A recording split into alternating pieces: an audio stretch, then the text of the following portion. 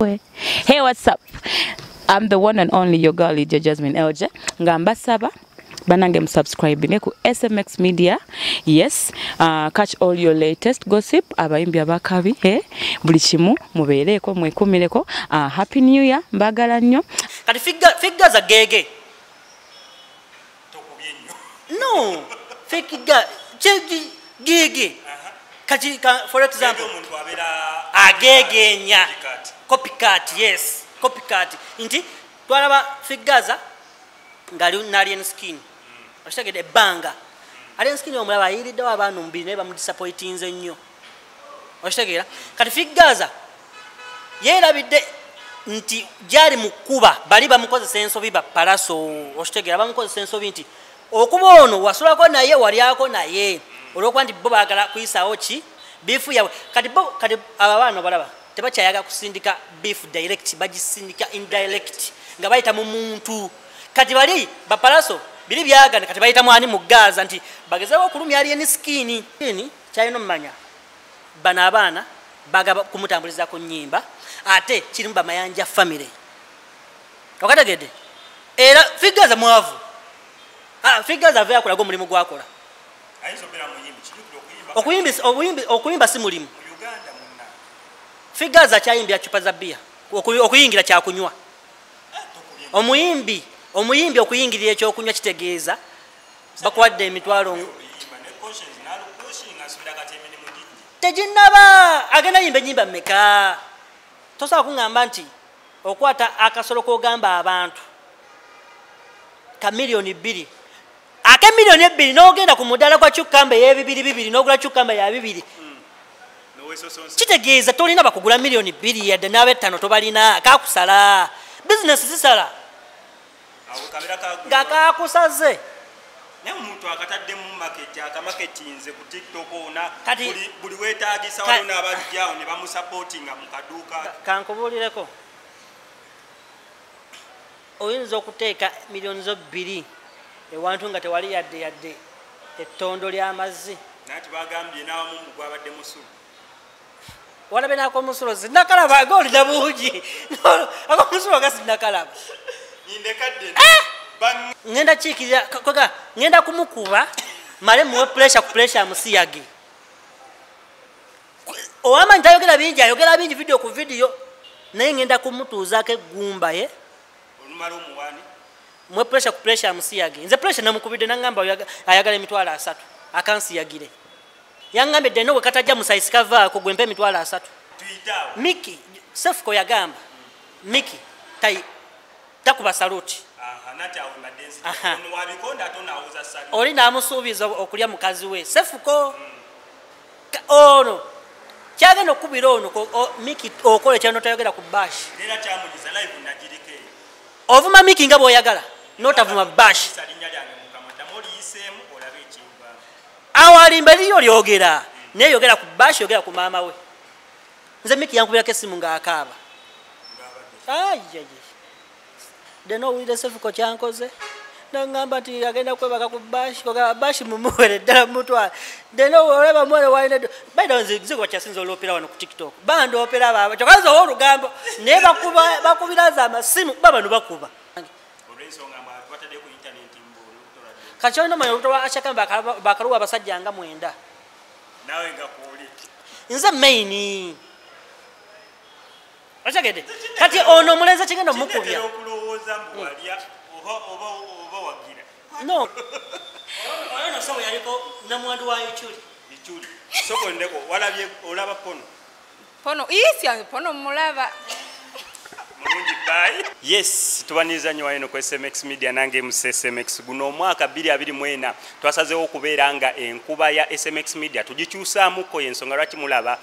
wantu gye tuzze wanjawulo stories zigenda beera zaawukanamuko okwezi twadde nga tulaba ku 2023 mu 2022 kwegamba okutwaliza wamu SMX Media twasazeewo okubeera nga tukikyusizaamu nnyo nnyini ddala naye ku guno eno omulundi tugenda beera nga tubawanga exclusive ez'enjawulo nga tunoonya kuba analyst abakukunavu wano mu ggwanga erya Uganda nga tuyita tuyita mu nsonga ez'enjawulo ngera wenkikoze olunaku olwaliro nga sinana kubeera nga mu introducinga omuntu wange wenina olunaku olwaliro wetugenda beera nga tuyita mu nsonga ennyingi ez'enjawulo kasenyigako mugenda kansonyiwamuko kubanga sinze yakikoteeseteese bwe ntyo naye olunaku olwaleero tugenda twatanimudde ne munnaffe ayitibwa suuta photography omuntu yenna aliyo nga oyagala okukubibwa ekifaananyi ekyenjawulo ebifaananyi ebirungi suuta photography ebwayise ogenda beera mukulako ku namba y'essimu eri wansi awo ojja sobola okubeera nga omufuna tutambula n'abasumulabo products be bateekamu ensimbi gwe wenna aliyo omusajja nga weegaya mu sayizi mu ensonga z'ekisenge tozikwasaganya bulungi omukyala tuwayitako wa nakakande oba tuwakyalira nsiko ensonga z'amazzi nnafu nnyo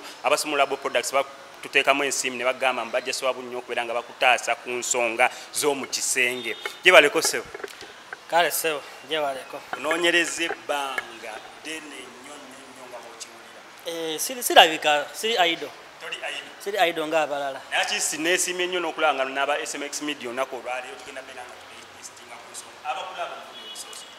abalabi baffe aba SMX media the no official CEO Lugambo Nation boss wali ku TikTok Facebook wonna ya ngesawa zino muyaya ansazeeko anemeseza n'emirimu gyange ebifaananyi byange bye mbadde nkolako ssebo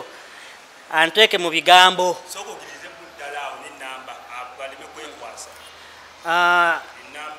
enamba ya suuta photography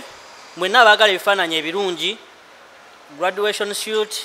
birthday shoots bump shoots enamba y'essimu 0703 20 90 30 ogenda funa ekifaananyi ekitaliimu muceere ekifaananyi kyogenda okusindikira boyfriend wo girlfriend wo maama wo taata wo ng'agamba waawo oli mu America ex yakukyawa akomewa akubira akasimu nti baby I want to come back give me a second chance you know ng'ate aba todda mabe akadda nnyuma kassa akadda nnyuma okamanyi nze naye sifudde zitulese ensonga ezo olunaku olwaliro omusajja ono bannange mugenda mwenebalizaako mu comment section olw'ensonga y'omu ku ba panelist be tugenda okutambulanga nabo omwaka guno muli baddembe omugoba omanyi mwe temumanyi ba social media indoors obamanyi bansobola watugira waati nga tugamba tomukomyawo ddeno bansobola yebaleko ddeno kale yebaleko so ensonga nyingi ezigenda mu ggwanga erya Uganda naye era ali ensonga lwaki nkunoonyezaako olw'ensonga omukutu gwa TikTok gw'omu ku bantu abagwefunza kubanga bloggers tuli bangi naye waliwo blogger digesting ensonga n'owulira nti ddala eyo agituusa ku ntono naye nga olunaku olwaleero waliwo bintu bingi nnyo ebigenda mu maaso ekiri ekyakasiza olunaku olwaleero twalabyeko alienskin tumukategorizinga nga TikToker oba nga muyimbi talina side muntu wa wansi wa bulijjo era kyova olaba omusanga ng'ali ku piki ali kagaali kwegamba ye muntu yoyo ali down alien skin taliko mbo simanyi sita simanyi biki womusangira yoyo kyova olaba omusanga n'abantu bangi tagoba teyemati wakabi kyolina omumanya ekiro ekikeseza olunaku olwaleero eŋŋumi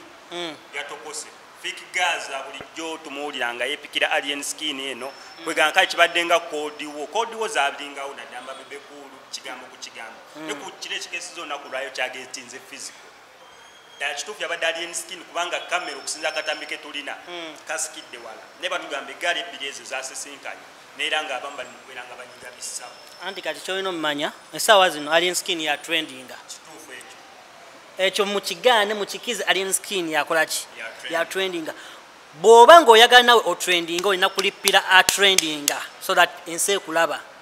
essaawa zino tukimanyi bulungi fik Gaza yakata collabos ndowooza 2 neya cautions yes zonna ennyimba ezo collabo zonna remix bazizze embuzi okitegeera bazzeemu nzire so kati bali mu strugglinga kubanga ennyimba ezo zitambula mu bantu okutambula mu bantu kati kankubuulireko osobola okukola audio mulungi n'okola video ennungi n'okola n'omuyimbi owakabi oluyimba ne lukutunuulira muki si nti oba mu ssente osobola okuba nga olina ssente sobola okupromotinga ekintu ne public n'ekizira kiki olina okukola funa gwe weepimamu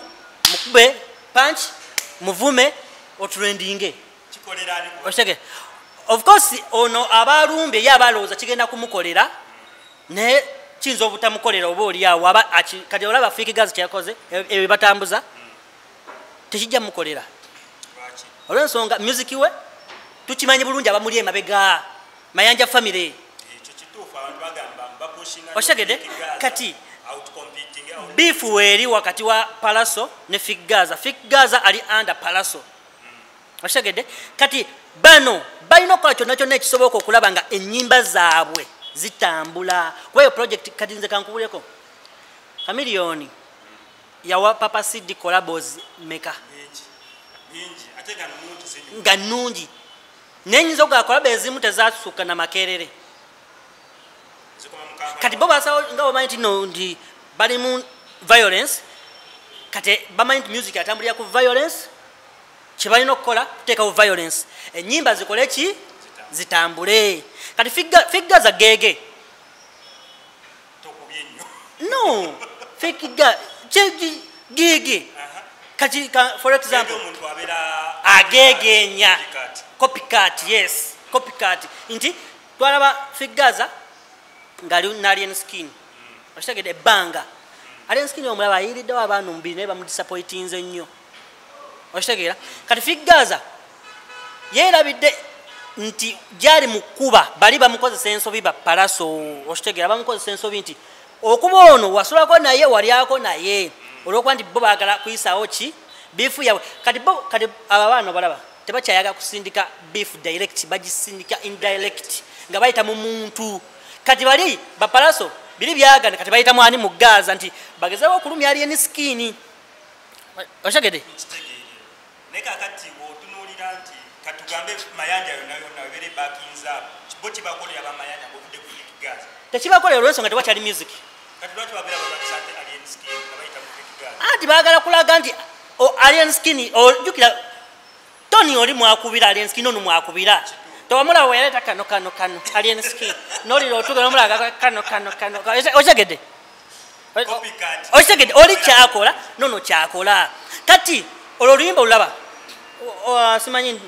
waliwo oluyimba lwe yali afulumiza recently ne lugaana oshagera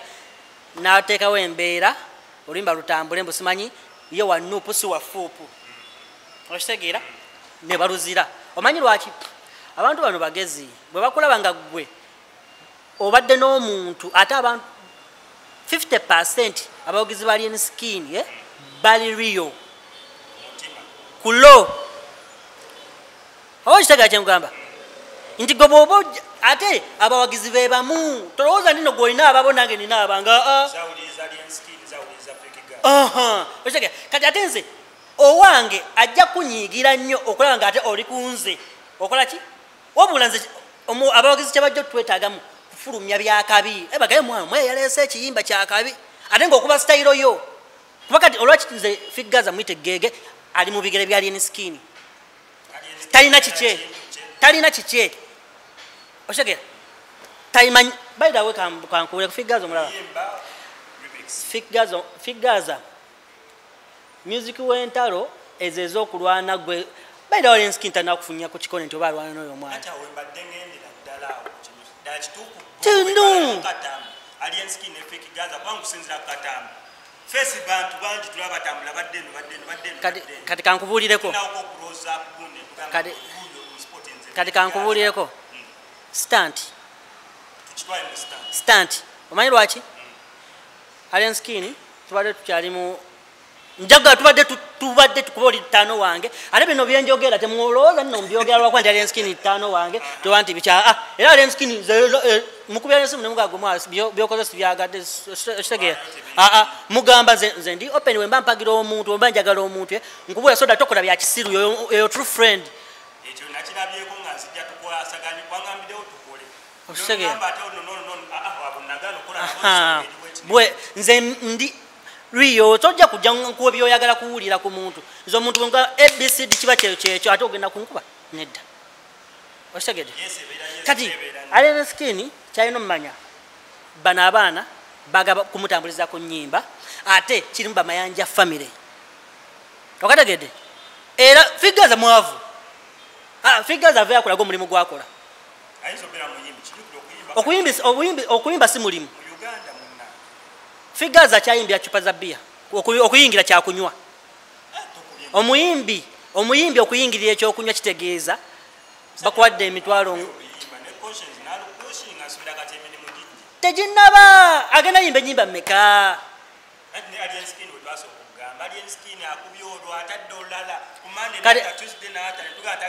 ali creative ate alien skin ekintu kyakuwa kiki yakitandika oba binyuma oba tebinywa yayimba bintu bye goli wadde mbo byagala kati ne bali babyagala yosonga lwaki babikolamu copycat like ne babikolamu copy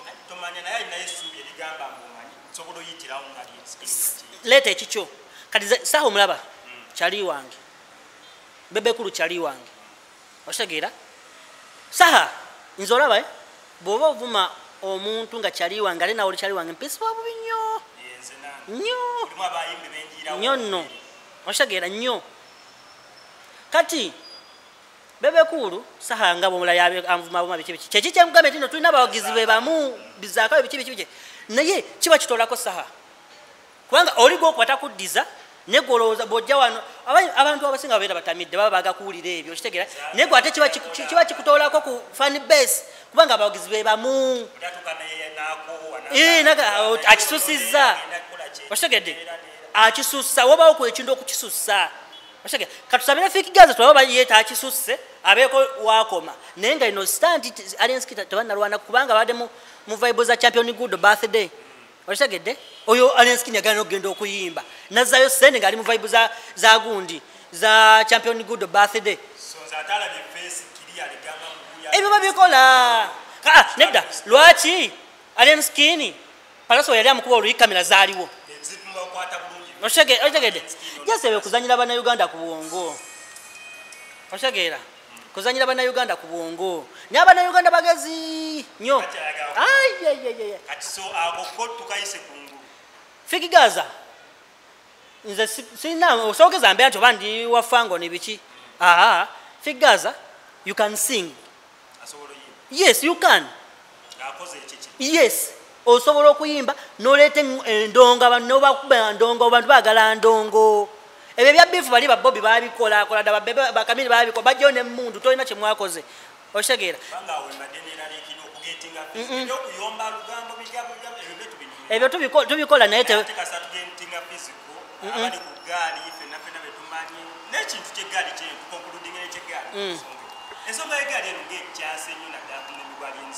kirungi omuntu anti kati eggaali omuntu otambula n'eggaali abayimbi mwana kirungi okwebeereramu olaba kasinga moze radio yayina abamuliko nga wetyandifudde byakifaka byo kitegeera yandifudde kirungi eyo security kirungi nnyo nnyo muyimbi okubeera ne Fikigaza simunenya obeera na security asobola otuuka eyo abantu bamukuba obucupa asobola otuuka ne bamukola ekintu okitegeera so si kirungi nange nina eggaali nedda tobirabyawo nange nina eggaali nina security era tosobola kujja wano eno nga toli ku appointment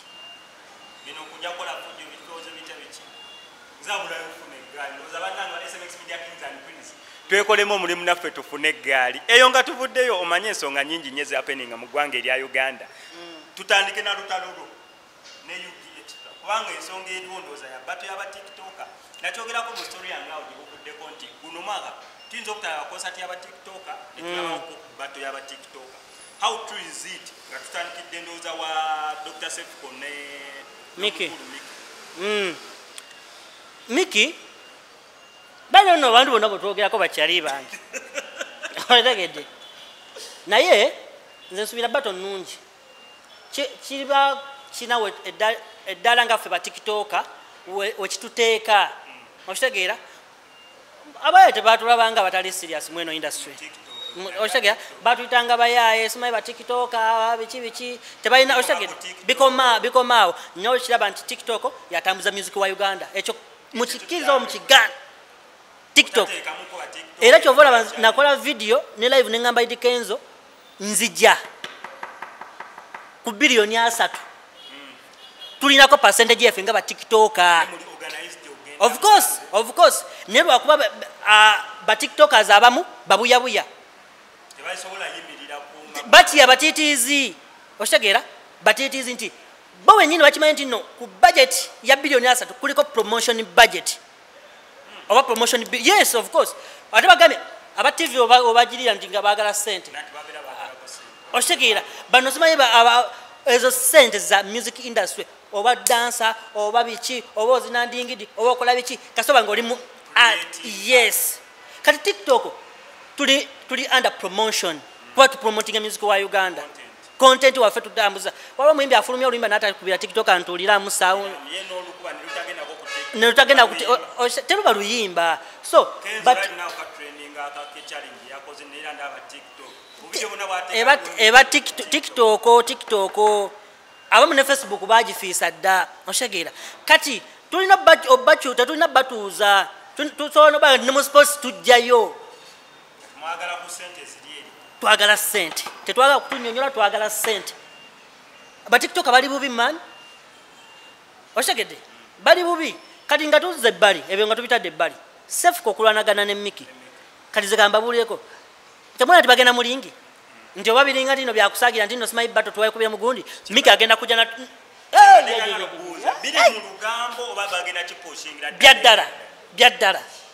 Byadala yes baba wadde milioni 10 buli omu nze bampita Lugambo Nation baba wadde milioni 10 buli omu whatever baba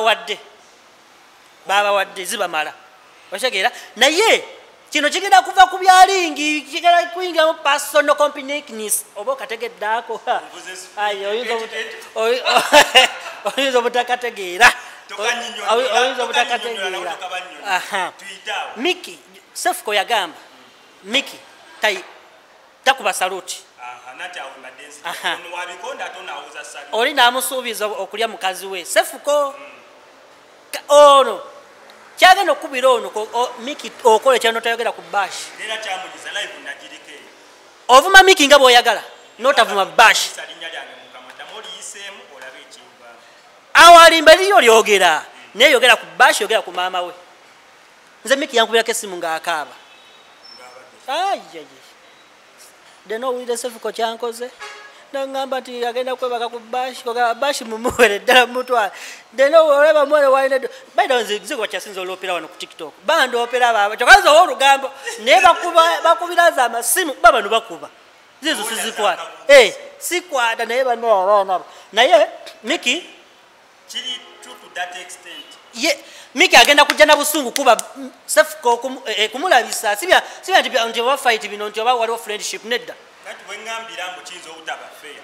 Miki tumulaba nnyo ku zilive ze akajjuza ateekamuko Dr. Cephco tumulaba nnyo ng'azinise ng'anywa walagi abyagala nnyo kati okujjamu nga bagambye muneera eyalwindi ebeerewo weggwa then naye gye yasaba Dr. Cephco ey'omukisenge naye ebeerewo batu bafunyayo omutunga Queen Masolo netugamba Queen Masolo tukuleese kati kino ekintu waliwo afunamu nikubabiri promoter bote kibakolera Dr. Cephco bano babayita bombi aba olwedde oli alina erinnya n'oli alina erinnya promoter waba alabawo sente ze mutambuze ekintu mukyongeremu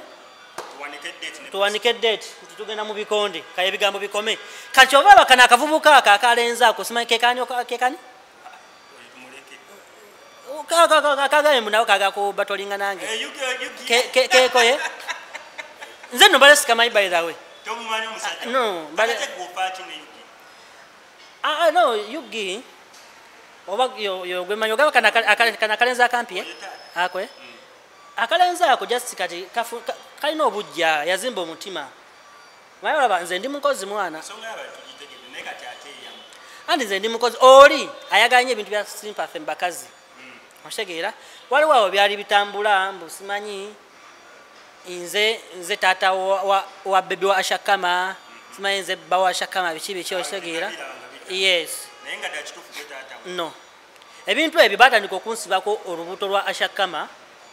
nga yakava Dubai kuba naliko naye Dubai ate nze ndi muntu w'abantu oshegeera bwe yakomawo Uganda yansooka okudda waliwo bbanga tono naye nenkomawo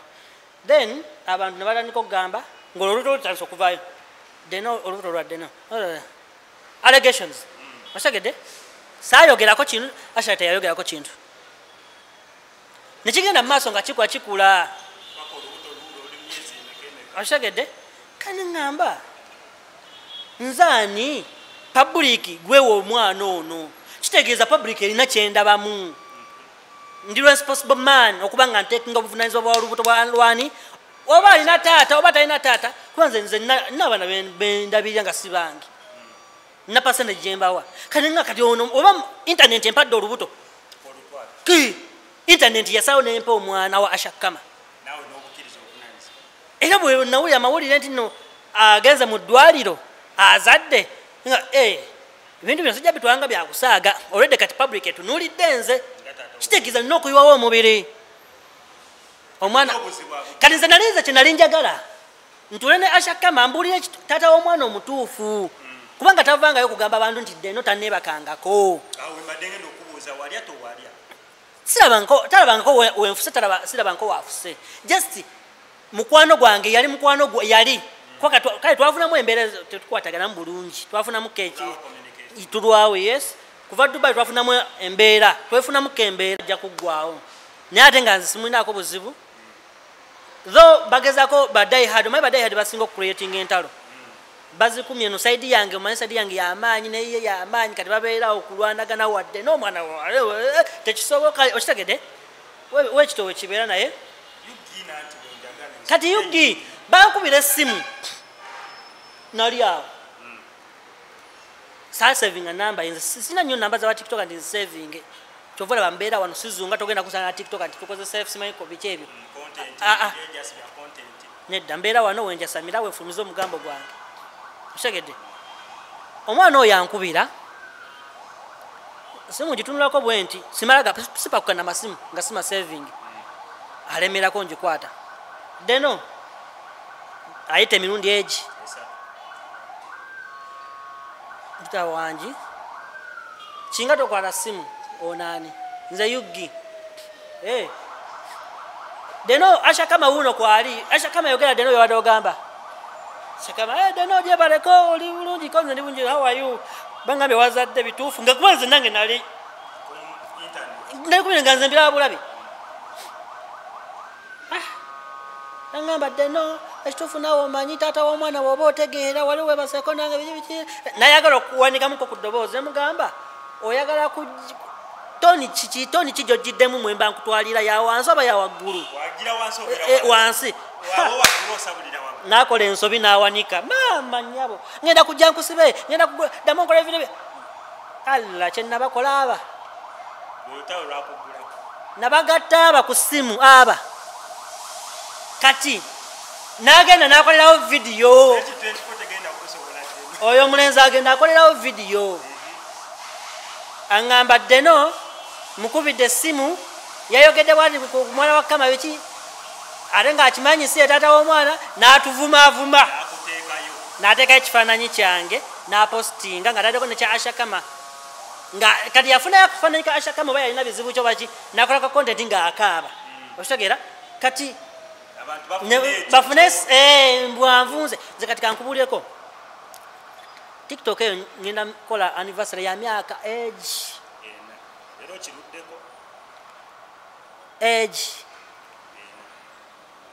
wali owuliddeko nti no deno akola live abantu ne batabeerako wali owuliddeko nti deno akoze video bane wabula newummuzamu bwewummuza kubanga time yatuuka nga bagamba deno otwogerako nnyo oteeka mu depression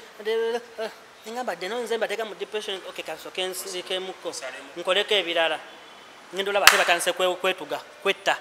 batikitoka nga kati ekitegeeza deno si yabateekanga mu depression waliwo ebirala kati ono omwana oyo omulenzi akiteeka mu bantu nti nteeka Asha Kama mu depression abantu banyiige mbusimanyi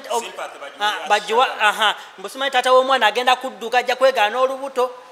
waliwo omusajja omukulu ategeera nga akimanyi nti n'omwana wenge era abadde asasulira omukazi ez'okunywa eddagala naga nti olubuto si lwange kati olina omanyi olubuto lwa Asha Kama bakaluwa abasajja nga 9 nze maini otegedde kati ono omulenzi kigenda omukubya no kati nze mbeera n'omuntu oli nalowooza nti no tweyagala okusinziira ku era nze kyova olaba tewali amanyi girlfriend wange ku internet naye ng'olina girlfriend. nina omukwano ogutayinaayina naawe nabo omuyaaye nina omukwano ogutayinaayina oyaga kumenya baana babendi mutima si gwe mulenzi omulungi bannange batussa amasimu naye mutulekemu gundi nange kambereko nga gundi gagano gakuba ogenda kuninda mubadde ndi ku interview kati solution eri ki ku gwe ne Yugi Extreme namwe mugende mu battle nga Dr. Cephco ne Mixim Stufano bawanisedde ebipande nabirabye ebipande ku TikTok bawanise ebipande olinamu ku kikonde nze ndiweebwayi senawe mando kati nze ngenda kiikirira kampu nga 3 wali eri geto ya wano yeri weno mando yes wagirira kawembobero gikiikiridde nkiikirira kawempe yonna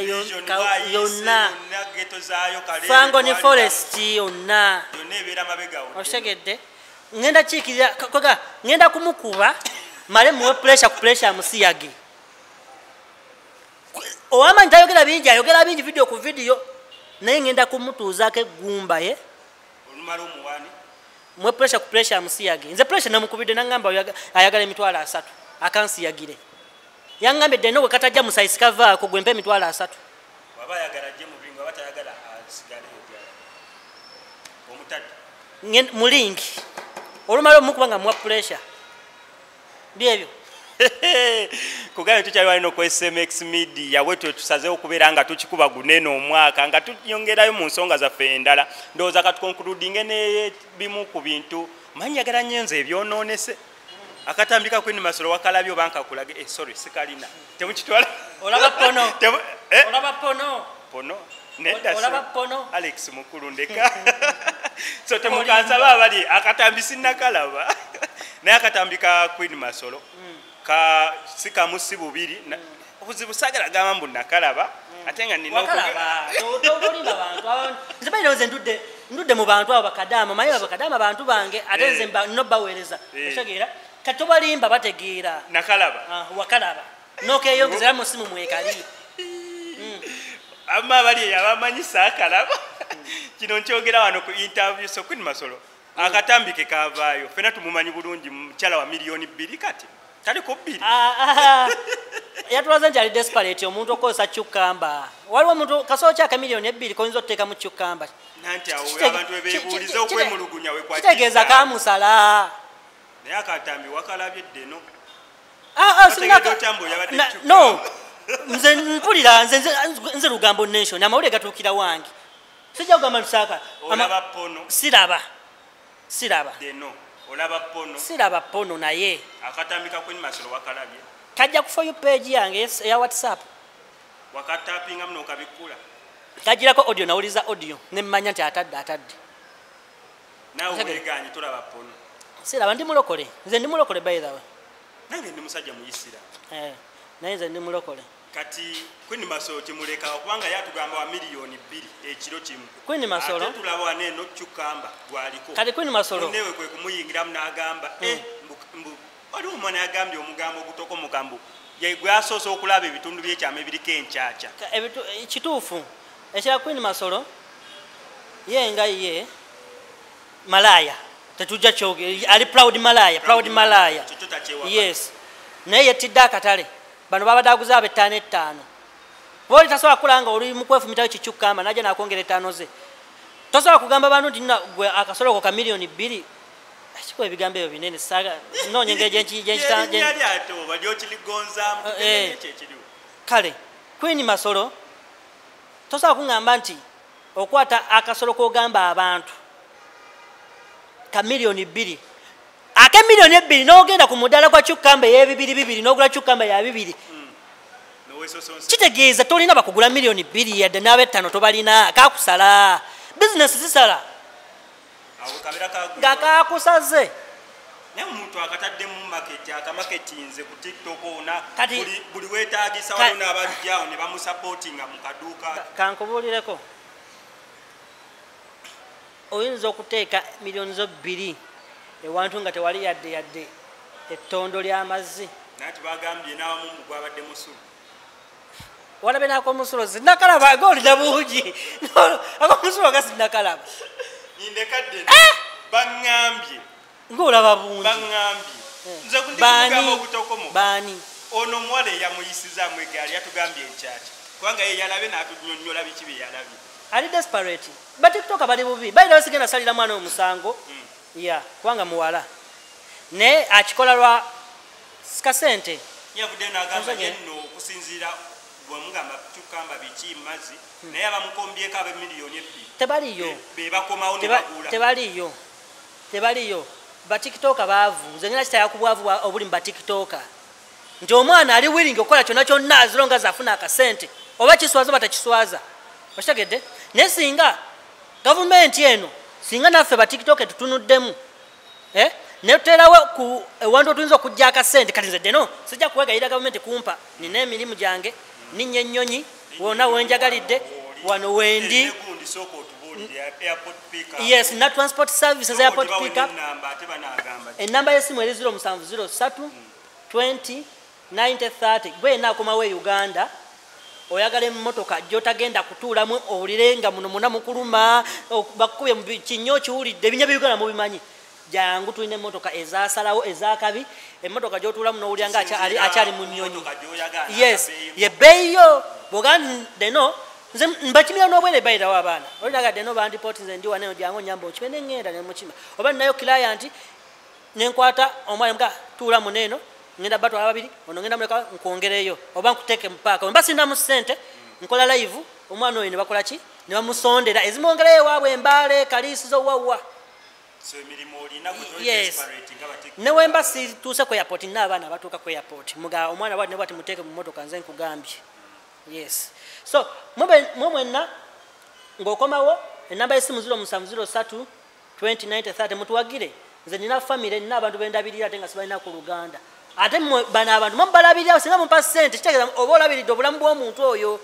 omulala okitegedde kati bano bakuni Masolo okuta creating other businesses popularity yaabwe y'okubeera ku TikTok tekibaleetera bino n'obutambi kati ngenda njagala tulina obudde sooke nkusensulire bulungi nsobola okuwa dakiika 10 TikTok eyo giraba si buli omu ati agenda kuba wakabi nga tunagenda ku ekyo mentality gye tulina ffe nze ngikozesa naye nonti nga gwe ng'oli bwakabi ffe tumanyi mbu babasasula ssente mbukuli omutitimbe gwa ssente Dere Yugi atugamba aliokwayo la nange kuno ninako ssente nsobola zikulaga mulifuna ssente ku TikTok temufuna nga tuna olina content ewantu kati kankubuulireko kino mukitegere bulungi abantu yes abafuna ssente ku TikTok yeffe aboogezi ng'okola live omuntu n'atuula ku live y'okumala essaawa ezi kubanze nkola live mu ssaawa ezi ssaawa 3 nga byenjogera abantu abo nofuba olaba nga bibanyumya ng'omuntu tavaawo kubanga nze nkola live omuntu nakwanze bakadamba be basinga okufollowinga ng'ajja kukwata headset oba earphones ateeke mu matu ateeke essimu mu nsawo akole byayagala naye ng'anyumirwa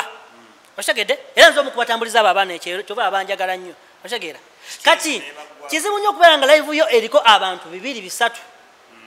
nekubula akugifutinga ozikyusa bakuwa ebirabo then osobola ozikyusa pepalwe bazikyusa noba ngaofunamu eze Uganda okitegeera bwoba olina omuntu nga tomanyi bya pepalo oba omuntu ali obweru kwewona Uganda student tulina pepalo kubanza ezange bazikolerako Bungereza okuzimpeereza nabakyali bange abali eyo Bungereza bebazimpeereza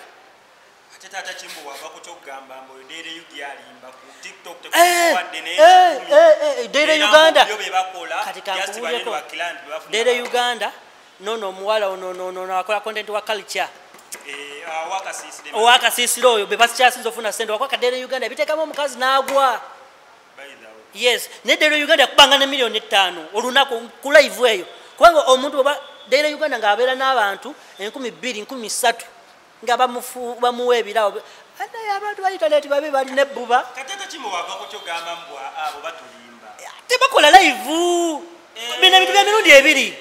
bya mirundi ebiri tata Kimbo bo TikTok bagifunyemu nkoko kulya nkoko kukuba bulango bwa kulya nkoko nsimanyize gundi luwandegeya gundi wandegeya byebyo byebafuna naye kati lwaki yayogereyo okusinza kwekyo kyamanyi tasobola content wakwogera gweokimanyi okwogera n'oteeka essimu yo wano bwoti n'otandika okwasamira abantu naye nga bona banyumira bunyumirwa nga zino vidiyo zibateekayo tibali agifutinga ku vidiyo so kya mirundi ebiri kola live mukama waabwe Jose Kyakala tabigezanga nakola live naye nga talina byagamba abantu gwekimanyi nga tolina n'ogitunulamu bwoti kati nze sikola live Kyakala nakola sikola content Kyakala takola content nze nenkola ye content creator ye ali mubiri eri bisimanyi kuteekamu effects by fadex kati omuntu ganafuna mu TikTok eziri indirect kola content ngo abakyakala ofuna endorsements abalanga banonjalo yagala za TikTok kola live oyaga TikTok ekuwe sente kola live kwe kuchazinza okubira sente okinyonyodde yes kwe kuchazinza ba sente nebineno mbosimanyi ate TikTok kati mwe bana mba TikTok agamba bulireko mwina numbers nze mbagamba ebintu binene ebbanga ddene mwina numbers mukozesa numbers zammwe nga time ekyaliwo olw'ensonga TikTok tegenda kukubira simu ekugambe esimu ye leta manya kitu kutereko never tomanyi nga wenjagala ka question yako mubulamu tegenda kikuletera tegenda kukikola wabula kito olina okukola funa omuntu bwaba kuwadde akalango yes Katonda abakuyambi tandikira funanga gwe simu yiyo tekako data wo funa kyoguza abantu online negwe noteekako data wo nokolako biki noddaawo mutapinga screen shared live ono gwogamba shared live bwajja ogina mugamba ki nti nina ki tolina kyovola babaveri ne bajja mbaddeno ti dena agenda kugamba alina studio akuba ebifaananyi ebyakabi dena agenda kugamba alina airport pickup alina transport services ekola dena agenda kugamba alina company ya logistics oshaga yes kutikka bintu kubijja mu EBIPYA Uganda olina kyoyagala ngenda bibagamba waneno kitegeeza emirimu esatu njirina oshegera tolina wabula bamanyi kimu shared live tap the screen oshegera kati diwete gina kuyamba time egenda tuuka nga tokyalina kyowa abantu bakola nga atalina magezi ate mwe kamba bulieko mu TikTok tubale tufunye chance nga TikTok eno kati yetambuza music wa Uganda mwajjemu ebyo bintu by'ekisunsumbu omukolera abayimbi kubwerere kuki mu big up man webale nze omuntu gwenkolera abayimbi bayuza nze kukikwata kuba TikTok mwana aba TikTok mbagala nnyo mwana oshegeera mbabuusa naye bo tebagala kutegeera nti deno ababuusa oshegeera nti omuyimbi agenda mu studio aweeye emitwalo 5 kakadde akwate producer wa video bano ba Edwin amwe $8,000,000 oshegere akwate emitwalo 3 oba as a presenter akwate obukadde abuteke ku radio ba TV station mbosimayi bamuteka wale simayi babita playlist oshegera nenga mu lunaku bagenda lukubamu emirundi emeka ebiri oshegedde ni TikTok enyimba TikTok akola oluyimba buli wa scrolling lwe rujja lwaki mutugamba nti mwabayimbi muli bayuza mwabokosa ba TikTok awo nyigawo nnyo ebya dance bayimbi mulekerawo okuba bayuza bino nze mbyogera nze ddeno mulekawo okukosa ba TikTok nojja mu comment section ya TikTok noteka big up no likinga chokagwa akako ku TikTok yo kali mwanuke akona oshegede kati atuka kola ekivulo muyite egundi bamwe million takera kugamba TikTok no mwana yambereramu nze mukwano gwange bulisha cash akoleda abayimbi bangi ne bulisha cash batuka alwadde anaje ku internet nakaba aina numbers tezimugasiza teri muyimbi yavayo muyamba bamukwana bamuteke nabweno bamusiba fe ba TikTok afetwa mubere mtowali muyimbi yamubereramu okuleka ku sevens ne Godfather yes of course laba TikTok abo oshtegera Evans yali nnyo close naye yali alina okubeerawo era ababutaberawo twani muyisiza mwe gali naye abayimbi mulekera okubeera bayuza era edikenzo nkubuulya wallahi billahi tallahi okufanga emyuza edikenzo nzija ku federation ne wa registering wali ogenda ozibanje ate nga tugambye uliza bino ebigambo nze mbyogera oba newandiisa oba sewandiisa okundeetera music amala kumbuuza ati no deno wewandiisa nkuwa oluyimba olunkolere ate ba TikTok muleke okuba cheap muli bamaanyi abo TikTok abamaanyi bwoba olina emitwalo 10 emitwalo 2 agakugoberera abantu abo goli no bategerera Edikenzo musajja wange ne Edikenzo ndi ku federation ndi ku federation yonna kale ate federation president wali Kenzo ndi Kenzo abayimbi balekerawo okukozesa ba TikTok atuka ne bamugoba mu nyumba nga talina nenga gwe yakoledde oluyimba ne lutambula oshegede TikTok asula nga talina nga alidde chapati 2 supu oshegede chokange eri ku TikTok ebintu bita era bannange kyobala ba Spice Diana akyagenda wala nnyo Spice Diana na alien skin King Saha oshegera mbabalira ku ngalo ndi Spice Diana ye muntu asogadde no kuteredeka 3 oyo muntu ze yali ezo sente ziyita wa manager loja abayimbi batono nange Spice Diana muterawo mukono oshegede nimbe muyago nyizo terawo mukono Lydia Jasmine abayimbi bonna be nali nkozeko interview ye mukyale yali akutte sente nazimpanga sizimusabye kati aba abantu betuba tugendo bera nabo akuleteredewo mubiri go yes ne yo abayimbi bayuza olaba muyimbi omuyimbi ali amu producer olukwe amukolede hiti producer natuka nga bamugoba mu nyumba omuyimbi natamuberera mu oshegede kalibo abayimbi nze nkyabagamba nnyo muri bayuza nnyo naye mubitereze no bino byange nze nnumirwa ba TikTok nze sijala banti TikTok abona ali mu mbeera embi nsirike ate gwe TikTok weberere mukozi twagala sente amamesa amangi tegesimira bunya yes abanayagala bananeyungako yes naye ffe twagala se ku bilioni 3 ba TikTok tulinako sente twagala sente tulina sente kwa bagenda zikwa bazitemete miraba ye badeli baseke bazimba kati ezo zebate bazitwagala buli muyimbi yafuna kwezo sente atuwe aseseme badije baba wadde bani baba wadde lwaki ba TikTok te baba wa sente enda kwerekereza kati kankubuliyeko bino ebintu biraba bana bantu tunabatilirira bo bagenda kutukosa saga kunkozesa obulamu bwange okugamba nti oli okumpitirako se ogoyitemu deri weyagala oseka bano basome nze abange batuule waka gwe weyagala nze nkaabe tekisoboka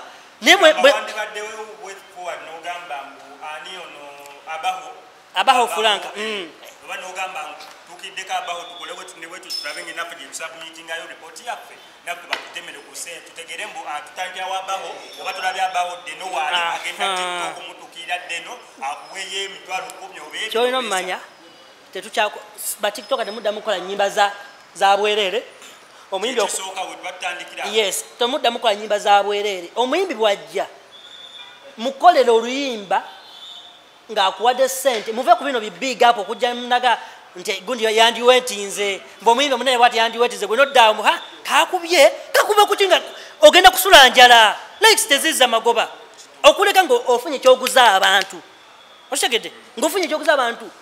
nebugaba mbuno mbo omuga yakudda abayimbi agenda kubakozesa badeli baseke family zabwe zeyagali bakole video ezakabi bali nyennyonyi nga gwe TikTok oyambale pale byebituli oshegede simu bubi kati kamukubuliyeko neba naye bwentandiko tulina obudde akasembayo yakokula akasembayo embuli yetefayo ndaba TikTok ekisembayo bagamba ki ba TikTok ekisembayo mwebereremu ekyo kimu mukozesa numbers zammwe TikTok kuba kati yes munegomba nti deno ayinza obba yali mu bulamu obulungi naye nabukolerera namanya time ejatuuka nga siriiwo nga sikyalina hit kuba kibeerawo nga tokyalina hit ne mu bbanga eyo lyobaddewo ofunyemu ki nti deno teekawo transport services teekawo cargo services teekawo studio okitegedde kati biri ebyo TikTok byo byongerako bwongezi naye ng'okola okitegedde kati zino numbers nzina pushinga bino byenkola mwezi gya ssente wake up muve mu byokutuuza engalo mbu temuwagala kukola bikinkwanya batayagala kukola nga olya onywa essimu ogiteekako data nodda ku pono gwomanye gundi yafulumiza kano gundi yafulumiza kano ebyo mubiveeko ate nekira muyige okweyagaliza kantu kakulu nze ondaba waneeno pozi gwa SMS inzo ndaba bangamba nti nkuba ba TikToker simanyi mbogerera biki naye ndi omu ku bantu 10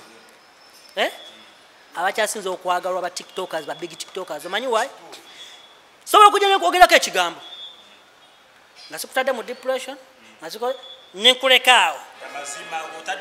nenkuteeraawo nawe mwenyi noga tolaba bya asakayima namuteekako ekigambo kinadde neyeesatigaeka netwesanga ku live netuvaawo nga netuseka okitegedde yensonga nti nze njagalwa abantu abo batiktoka siri muli wankwe yes nze sikola kintu nti oba nti nkulinako ennugu sikwogerako nti oba nkulinako ennugu ate bwenkumanya nti gwe ate oli kyali wange nnyo eryeggulo erimpitako neŋamba ali sijja lyogera oba sikyo nzija ku simu yange ngenda kwogerako kino kirinde ng'okimanyi okitegedde kati ekiri ku batiktoka baneeno bali bankwe tebeeyagaliza Fibi alina emikolo okitegedde naye bakuba omwana Fibi nze kyali wange namuyisaamu ku ggaali nga ndi e Dubai naye mukubira waneeno sobola n'okulaga twasembye okwogera ddi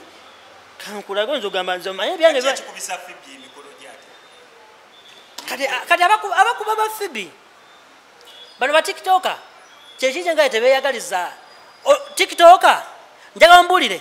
ba TikToker ameka abakola obulango bwa mixing stofani nga alina ekivulu ku gundi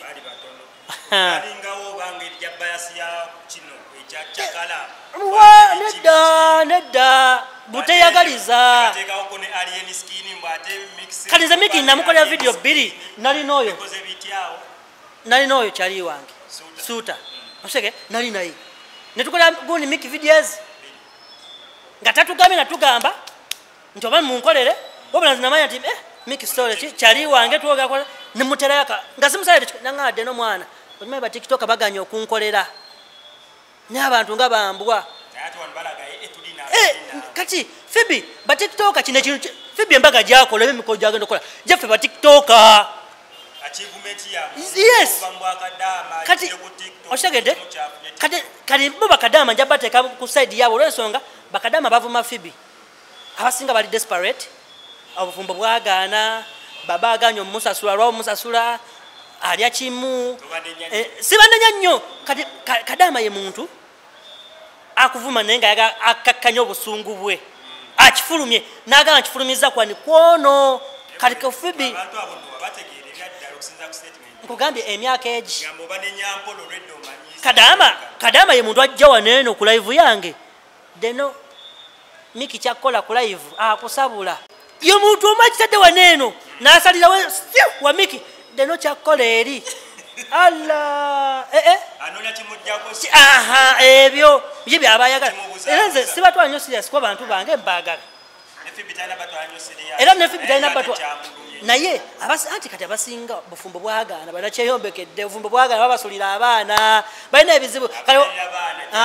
kale walaba nga Fibi ali happy afunye ekyakabize mwana nze TikTok afuna achievement nga musanyufu ye wallahi siraba mba nakuba musanyufu eri omuntu oyo suuti lyagoloddwa dda teyampita naye ngenda kwetwala yangambye gwedde nosigenda kuwa kadi naye nga ate bajeti njirina bajeti njirina yino siye iyo bajeti gegamanya byaddala nze kati mbabuulira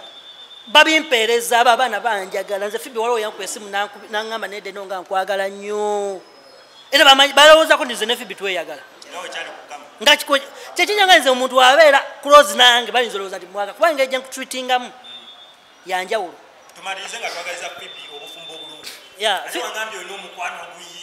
guyiika kati ebyadda Fibi nasooka nenyigamu ng'agenze ne Suna Beni nasooka nenyigamu kuba nali ntandise okuteekayo ebiwandiiko teyalaba yadde weyafuta ono mulokole ebyembizi tabiriiko nnyo none bali embizi Fibi bali embizi naye just tanywa mwenge kati kye kyabagana okukwatagana n'omukulu oli mwenzi yagaliza Phoebe okufumba Phoebe esooka kya byonna Katonda bw'oba osobola okukulembeza mu bufumbo bwo nti bwekitabamu Katonda n'okola otya n'oteekamu ssente kisobola okugaana naye ekirungi omwami wa Yesu ne Phoebe wa Yesu then Phoebe ebigambo ffe byetubogerera ku intaneti just bikuyiteko bwisi Phoebe tukwogeredde abantu bakwogeredde nsaze ekigambo ku Phoebe lahula wala kulata mama okitegeera naye Phoebe wali so kati ebyo birabe nti bya intaneti bigenda kuyita abaana bagala likes content okitegeera kati nze omu ku muntu akyalwanirira emikolo gya Phoebe nze nno ne bena blockinze kwogera ku Phoebe kumukolera live nemba blockinga okitegeera kubanga ndaba nga bali mu ssanyu ly'omuntu bamwaga kumulaba ng'akaaba ekyetugenda okukola sokumalize negundi tumalize osibule n'abantu maliza ne Phoebe omwagalize osibule n'abantu Phoebe ekisooka kyabona gwe musawo mwami Zola sembeza kamera sembeza mwami Zola yezola kogeza Phoebe nakubira simu nti wamutaddeko oluyinja kukukuba ebikonde abakaba nyivu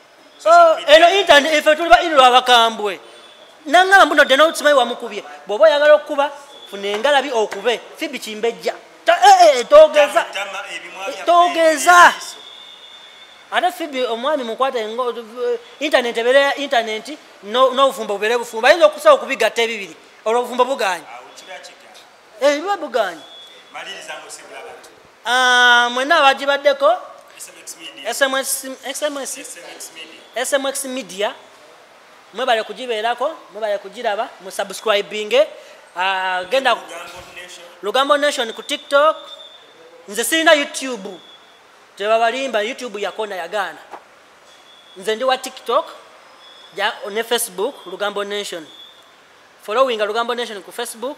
following Lugambo Nation ku TikTok abagala ebifaananyi ebirungi ebyakabi namba y'essimu 0703 20 90 30 then official transport services tubawa offer by the way fete tuinyo mu bintu bya sente ukomawo toina sente wojira wotukutwalira enamba y'essimu yeyo then cargo services enamba y'essimu yemu oyina ebintu byosimanyi nawe sindika ebintu ne babibba ate sikyesiga abantu batwala bintu then official tukolera ku mazima tuweereza muntu wa wansi ezo sente ze mumpa zina abaana beziyambako gwena ayagala ebifaananyi kiddamu suuta photography weri mube mbiri ebifaananyi byebabakuba ebibanga ebyokugundi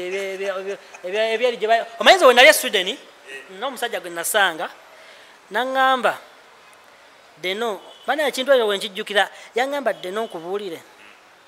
bw'obanga olina kintu kyoyagala mu bantu tutya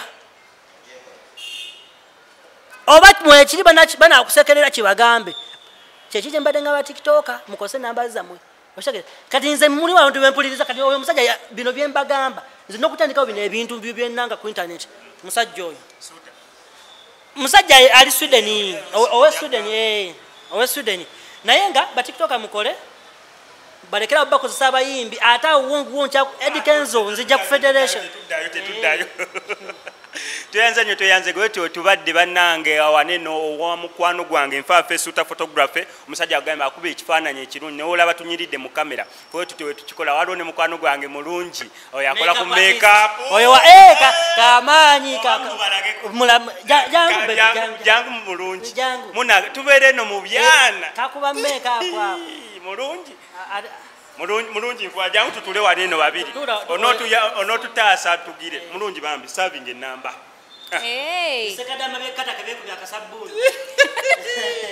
kati saasi nafe abakoze nga tumutunuulirako nende n'oyogera nnyo soko bawe enamba y'essimu enamba yange eri 0703 72520 ate oli booked bukti kuki kati ate nako yaga tusuula amangu ako ono sawo yaliko namwandu wayo ichuli soko ndeko walabye olaba pono isya pono mulaba mulungi bye Wacho tubadde wano suta photograph omukubi w'ebifaananyi akyasinze wano mu kibuga Kampala. Tutambula ne bannaffe Basumulabo Products gwe na wenna amaanyi g'ekisajja nga bikotana muko omukyala nga tolina bulungi mazzi wenyuma mu size Basumulabo Products namba kweri awo ku namba yesimu bakubireko bajasoba bulungi nnyo n'okukola delivery wonna wonoobeera oli. Tweyanza nnyo Deno bwe tubadde naye wano ku pano we mubeera oyagadde ebigambo bya Deno obeera nga Deno owulira mbu musajja alina information ngenda kusaba bambi commenting wansi awo ongambe muna SMX Deno oyo mutukomezeewo ayongere okubeera nga asaabulula ebibeera biganye okubeera nga bisaabulukuka. SMX kankusaba subscribing olikinge mwebale nnyo ddala. SMX sign out.